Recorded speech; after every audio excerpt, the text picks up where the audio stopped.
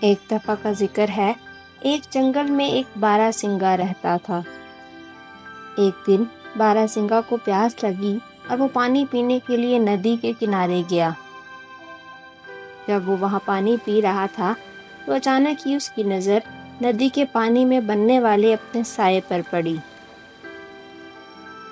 تو اس نے اپنے خوبصورت سینگوں کی طرف دیکھا اور ان پر فخر محسوس کرنے لگا کہ کتنے خوبصورت سینگ ہیں۔ لیکن تبھی اس کی نظر اپنے پاؤں کی طرف پڑی، جو کہ بہت ہی زیادہ گندے اور بھدے تھے۔ تو وہ دل ہی دل میں ناشکرا ہونے لگا اور کہا کہ کاش میرے پاؤں بھی میرے سینگوں کی طرح خوبصورت ہوتے تو میں بہت ہی خوبصورت مخلوق بن جاتا۔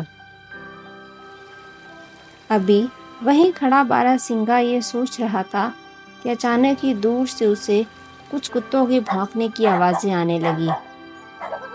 جب اس نے مڑ کر دیکھا تو کتوں کا ایک بڑا سا جھنڈ اس کی طرف بھاگ رہا تھا۔ اپنی جان بچانے کے لیے بارہ سنگا وہاں سے بھاگنے لگا۔ اس کی ان گندی اور بھدی ٹانگوں نے اس کی بہت مدد کی اور وہ ان کی پہنچ سے بہت دور نکل گیا۔ اب بارہ سنگا ایک ایسی جگہ پہنچا جہاں سے گھنا جنگل شروع ہو رہا تھا۔ جان بچانے کے لیے بارہ سنگا اس گھنے جنگل میں گھسنے لگا۔ تبھی اس کے خوبصورت سینگ ایک درخت کی شاخ میں الجھ گئے۔ اس نے انہیں آزاد کروانے کی پوری کوشش کی، لیکن سب کچھ بیکار تھا۔ اور اس وقت بارہ سنگا کو اپنی سوچ پر بہت ہی زیادہ پچھتاوا ہونے لگا۔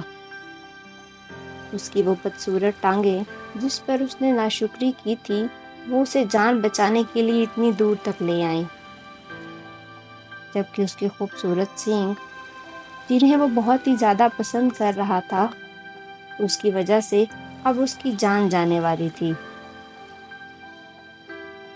کچھ ہی دیر میں کتوں کا جھنڈ وہاں آن پہنچا اور ایک ہی لمحے میں بارہ سنگا کو چیر پاڑ کر کھا گئے۔ تو پیارے بچوں، اس کہانی سے ہمیں یہ سبق ملتا ہے کہ ہر چمکنے والی چیز سونا نہیں ہوتی۔